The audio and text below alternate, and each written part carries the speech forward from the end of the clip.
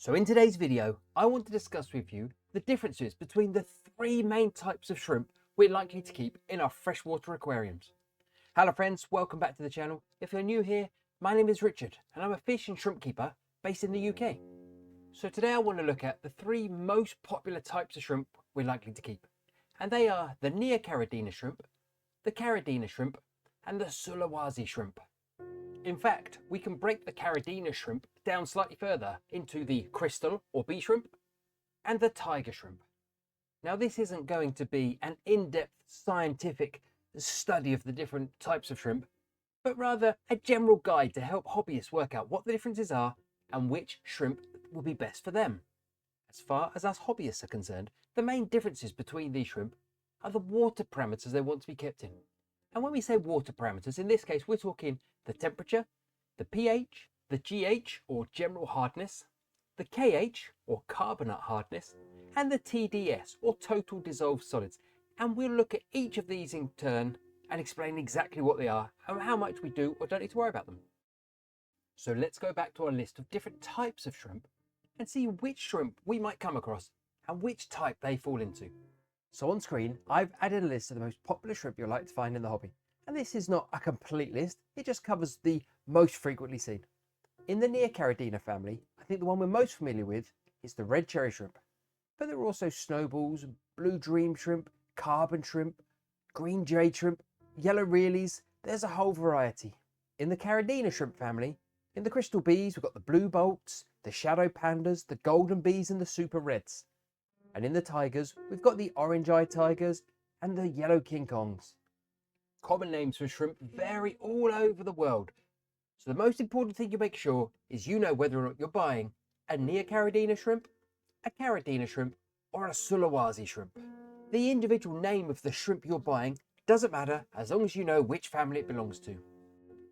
So the first parameter we're going to look at for our shrimp is water temperature. And the funny thing about water temperature is if you ask 10 different shrimp keepers of the ideal water temperature for their shrimp, you'll probably get 11 different answers. Because in reality, shrimp can survive in such a wide band of temperatures. But here today, I'm going to try and give you a general guide of the general consensus of water temperatures for each of the different types of shrimp. I think it's fair to say the Neocaridina shrimp can survive in the widest band of temperature. They generally want to be kept between 57 and 86 degrees Fahrenheit, which is approximately 14 to 30 degrees Celsius. The Caridina shrimp are slightly less forgiving on temperature, and they really want to be kept in a slightly tighter band of say 64 degrees to 76 degrees Fahrenheit, which is roughly 17.5 degrees to 24.5 degrees Celsius. And the Sulawesi shrimp want to be kept the warmest of all. They need to be kept between 77 and 88 degrees Fahrenheit, which is 26 to 31 degrees Celsius. Now, when it comes to water temperature, as with all the parameters we're looking at today, what shrimp really want is rather than a specific temperature, they want stability. They would far rather have a stable temperature than a specific temperature. Now, the next parameter we need to look at is the pH of the water. And without getting bogged down in a science lesson, pH stands for potential of hydrogen, or sometimes referred to as power of hydrogen. The pH of the water tells us how acidic or base the water we're keeping our shrimp in actually is. Now, pH is measured on a scale, and that scale ranges from 0 to 14. In the middle of our pH scale, we have 7, and 7 is referred to as neutral. Everything below 7 is considered acidic. Everything above 7 is considered as base. Each of the different type of shrimp have a different range of pH that they prefer to live in. So let's take a look. For Neocaridina shrimp, the preferred pH is 6.5 to 7.5. For a crystal or bee shrimp, it's 5.8 to 6.8. And our tiger shrimp preferred to be roughly 6 to 7. Our Sulawesi shrimp prefer the slightly higher pH of 7.5 to 8.5. As with temperature, what shrimp are really looking for is a stable pH. If your pH for your Neocaridina shrimp is 6.4, they'll be absolutely fine. What they don't want is for it to swing from 6.4 to 7.4, back to 6.4, up to 7. Stability is always better than perfect.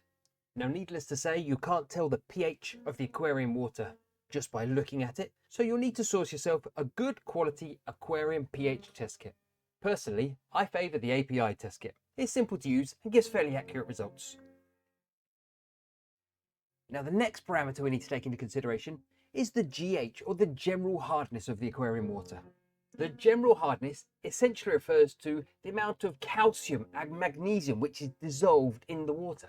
Or in other words, how hard or soft the aquarium water is. Now unfortunately for us hobbyists, general hardness is measured in two different ways depending whereabouts in the world you are. It's either measured in degrees of hardness or ppm, parts per million. The good news is if you're working in one and you want to convert to the other, you simply multiply or divide your number by 17.9.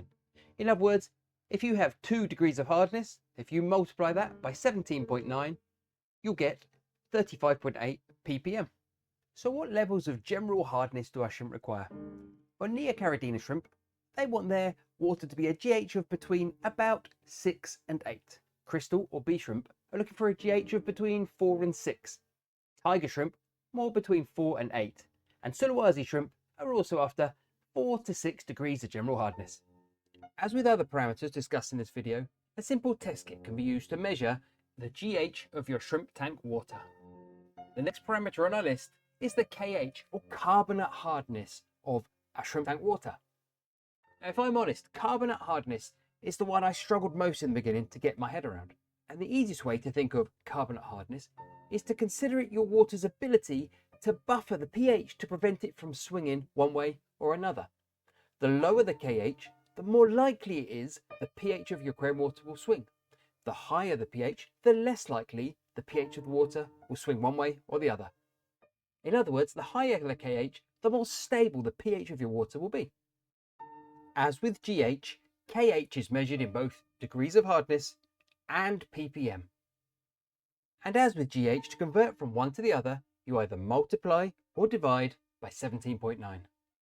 So what levels of carbonate hardness do our shrimp want? Well, Neocaridina shrimp want the KH to be between 1 and 4 degrees of hardness. Crystal or B shrimp really want the KH to be between 0 and 1.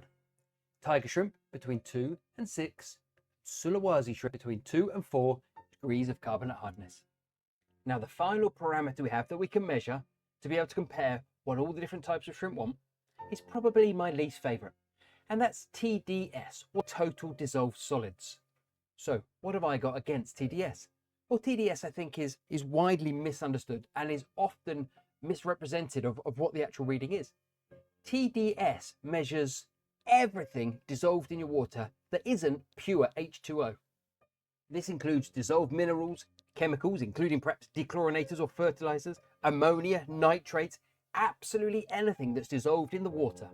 The problem is many people think TDS is the same as GH, and the two are not the same at all. You can have a very low GH but a very high TDS. TDS can be useful, providing the shrimp keeper understands what they're measuring and why it matters. TDS is measured in ppm, or parts per million. So let's look at the TDS levels tolerated by our different groups of shrimp.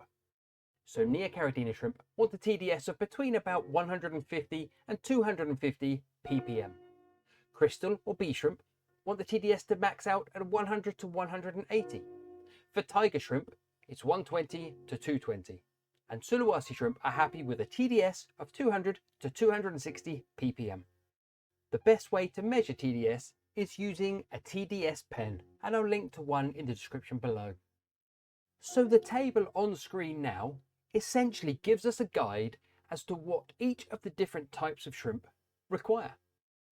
I think it's fair to say if you ask any experienced shrimp keeper, the number one rule they would share with new shrimp keepers, it would be buy shrimp that match your water parameters. Personally, I live in a hard water area. The water comes out of my tap with a high level of GH. It comes out with a pH of 7.6. Therefore, I choose to keep Neocaridina shrimp. Neocaridina shrimp love my water. If I lived in an area where the water came out of the tap with a low GH or a pH of 6.2, I would keep B shrimp or crystal shrimp. If you're currently thinking of getting some dwarf shrimp to keep in your aquarium, check the parameters of your tap water and then choose shrimp that best match the water you can provide them. Equally, if you keep shrimp and they're not doing well at the moment, check your water parameters against the shrimp you have. Make sure you have the right shrimp for the water you have. Otherwise, you have to go to the trouble of using RO water, and that's a whole nother level of shrimp keeping. Hopefully, this video has proved useful and will help you on your shrimp keeping journey. If you want to spend some time geeking out about shrimp, why not check out one of the 2 videos linked on screen. Thanks for watching.